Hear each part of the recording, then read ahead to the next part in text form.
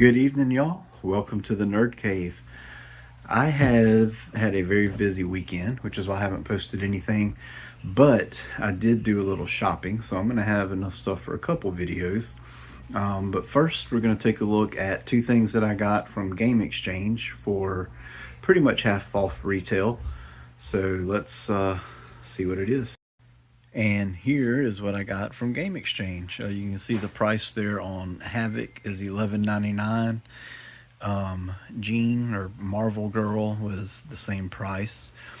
I'd been looking for Havok for a while, and I actually was following a few listings on eBay, which they were about the same price, but so I'm not complaining at all for the $12 price tag. This Marvel Girl I'd forgotten about. I actually have what other?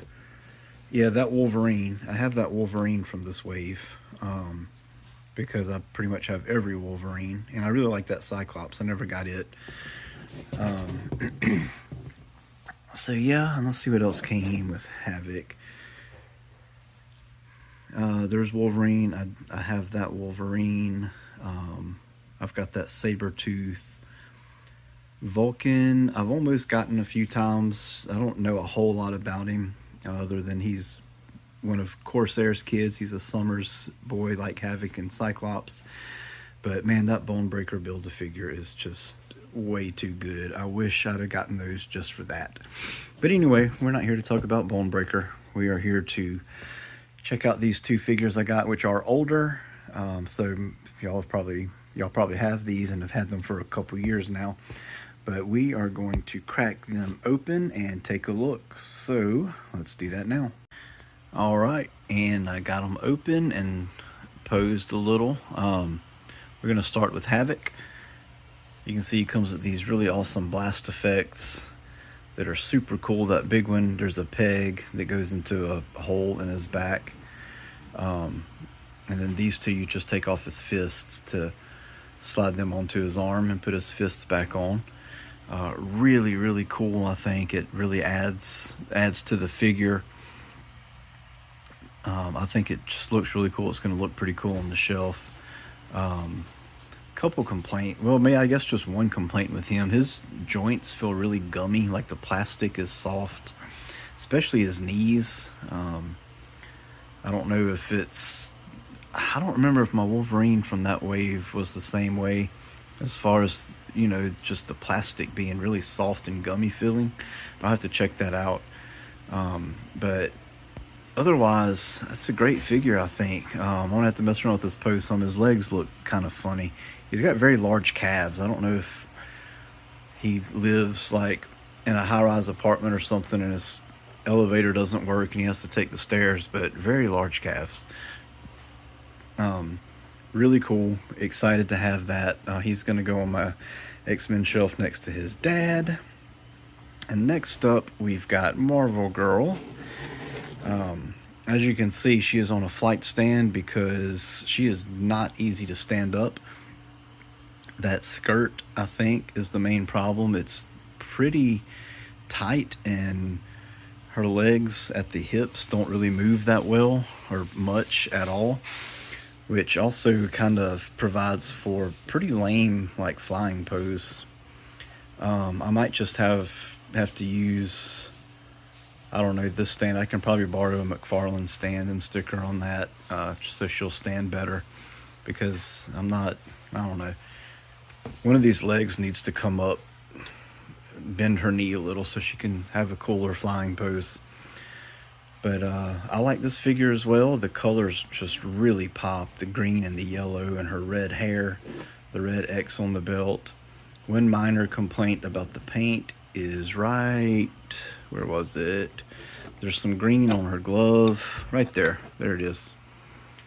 She's got a little green paint on her glove, but that's okay. You can't really see it when it's displayed. She came with an extra set of hands. This is the extra set. The other set that she had on was just fists. You can see the fist there, but I like those. It's a little more dynamic, a little more action looking. But yeah, I have no complaints. Got both of these for about 25 bucks.